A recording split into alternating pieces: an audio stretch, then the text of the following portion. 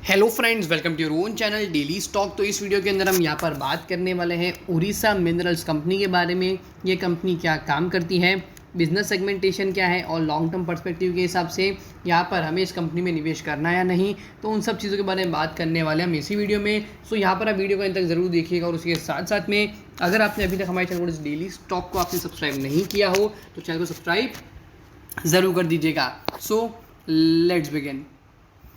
तो यहाँ पर हम इस वीडियो के अंदर Orissa minerals development company limited के बारे में, माने कि OMDC कंपनी के बारे में बातचीत करने वाले हैं। इन्वेस्टमेंट पॉइंट ऑफ व्यू के हिसाब से बताएंगे कि यहाँ पर निवेश करना है या नहीं, बिजनेस प्रोफाइल क्या है, बिजनेस सेगमेंटेशन क्या है, लॉन्ग टर्म विजिबिलिटी क्या रह सकती है उसके बारे में बात करेंगे। कंपनी के यहाँ पर cash flows, that is operating, investing, financing activity किस तरह से यहाँ पर हमें देखने को मिल रही है उसके बारे में चर्चा करने वाले हैं।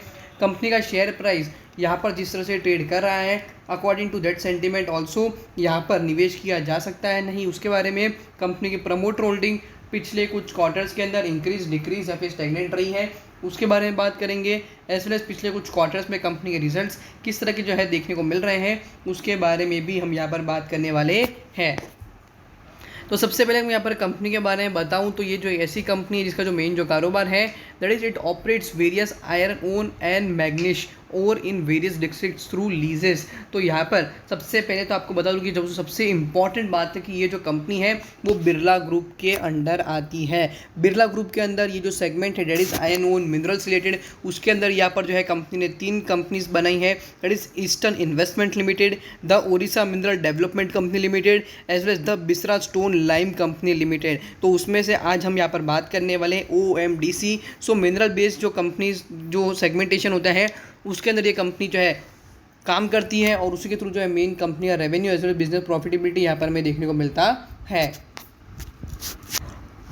कंपनी का यहाँ पर जो है हमने आपको बिजनेस प्रोफाइल तो बता ही दिया है, बट उसी के साथ साथ में हम यहाँ पर फंडामेंटल बेसिस के हिसाब से थोड़ा बहुत कंपनी के डेटा के बारे में बात कर लेते हैं। तो यहाँ पर ये जो कंपनी का मेन जो कारोबार है उसके हिसाब से हम यहाँ पर देखते हैं तो कंपनी का मार्केट कैप 1691 करोड़ का देखने को मिल रहा है।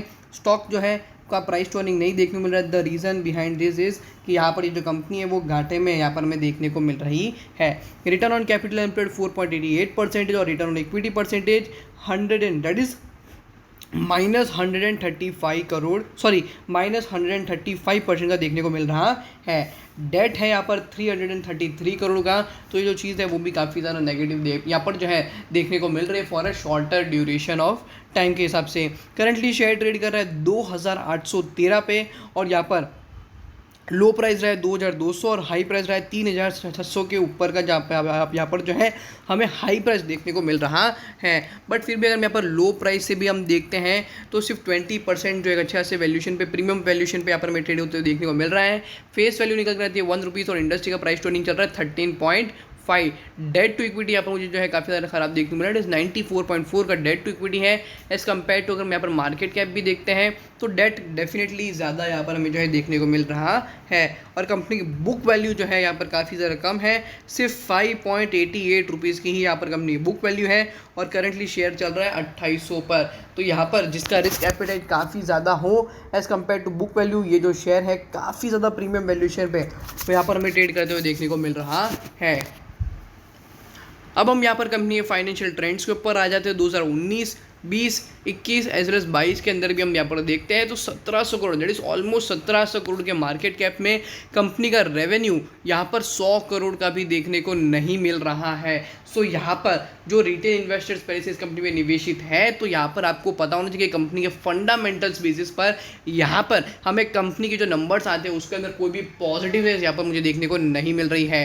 हालांकि 2021 से 2022 में कंपनी के रेवेन्यू ज़रूर बढ़े हैं, बट फिर भी अभी भी जो है शेयर काफ़ी ज़्यादा ओवर प्राइस्ड है as compare to book value, काफ़ी ज़्यादा प्रीमियम वैल्यूएशन पे चल रहा है। तो ये जो चीज़ है काफ़ी ज़्यादा नेगेटिव मुझे देखने को मिल रही है। और 2022 में डेफिनेटली कंपनी का रेवेन्यूज़ ग्रो हुए, बट फिर भी लॉस जो है वो यहाँ पर अभी तक हमें टर्न अराउंड में बदलते हुए देखने को नहीं मिला है।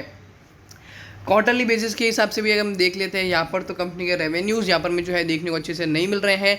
और जून क्वार्टर के अंदर मार्च 2021 को अगर हम यहाँ पर ध्यान से देखें तो वहाँ पर तो हद कर ली कि यहाँ पर कंपनी का सेल्स हुआ ही नहीं है। और यहाँ पर आप देख लेते हैं जल्दी जून 2019, सितंबर 2019, दिसंबर 2019, 2020 मार्च और 2020 जून और सितंबर 2020, दिसंबर 2020 और मार्च 2021 के अंदर हम यहाँ पर देखते हैं ऑलमोस्ट 8 क्वार्टर के अंदर कंपनी का यहाँ पर कोई भी धंधा नहीं हुआ है, कंपनी के रेवेन्यूज जो है देखने को नहीं मिले हैं, कंपनी की जो प्रॉफिटेबिलिटी है उसकी तो बात ही अलग है, और कंपनी ने यहाँ पर घाटा भी खाया है। और अभी भी सितंबर 2021 भले ही एक अच्छा सा क्वार्टर जरूर था कंपनी के लिए, बट दिसंबर 2021 के अंदर सेम और मार्च 2022 के अंदर भी सेम यहाँ पर हमें जो है कहानी देखने को मिल रही है। प्रमोटर्स की बात करें तो प्रमोटर्स होल्डिंग यहाँ पर देखने को मिल रही है 50.01%, एफआई की होल्डिंग 3.17 और डीआई की होल्डिंग 12.45% और पब्लिक होल्डिंग है 34.37%। कैश फ्लोज अगर हम देखते हैं इस कंपनी के, तो कैश फ्रॉम ऑपरेटिंग एक्टिविटी यहाँ पर मुझे काफ़ी ज़्यादा अच्छा देखने को मिल रहा है। 102 करोड़ के एक अच्छे खासे जो है यहाँ पर हमें नंबर देखने को जरूर मिल रहे हैं। कैश फ्रॉम इन्वेस्टिंग एक्टिविटी देखते हैं तो यहाँ पर -41 crore rupees, that is again a good indication कि यहाँ पर कंपनी फिक्स एसेट जो है बाय डेफिनेटली कर रही है। तो यहाँ पर जो है फॉर बाइंग पर्पज यहाँ पर कंपनी का कैश फ्लो कम हो रहा है। Cash from financing activity -30 crore, because यहाँ पर कंपनी का जो डेट है डेट इज 333 करोड़ रुपीज़ का, तो उसके ऊपर जो है कंपनी यहाँ पर इंटरेस्ट भी पे कर रही है, थोड़ा बहुत जो है डेट भी स्लोली एंड स्लोली कम कर रही है। So that is the reason कि यहाँ पर हमें देखने को मिल रहा है। और नेट कैश फ्लो 31 करोड़ का देखने को मिल रहा है। करंट लेवल के हिसाब से बात करूँ, 5 ईयर हाई प्राइस 3802 और करंटली चल रहा है 2813, लो प्राइस रहा है 521। सो यहाँ पर इन्वेस्टमेंट पॉइंट ऑफ व्यू के हिसाब से for a timing wrapper recommendation नहीं रहेगा, बिकॉज जो रिस्क होता है वो काफ़ी ज़्यादा लग रहा है as compare to reward. So for a timing I suggest कि यहाँ पर हमें अवॉइड ही करना चाहिए।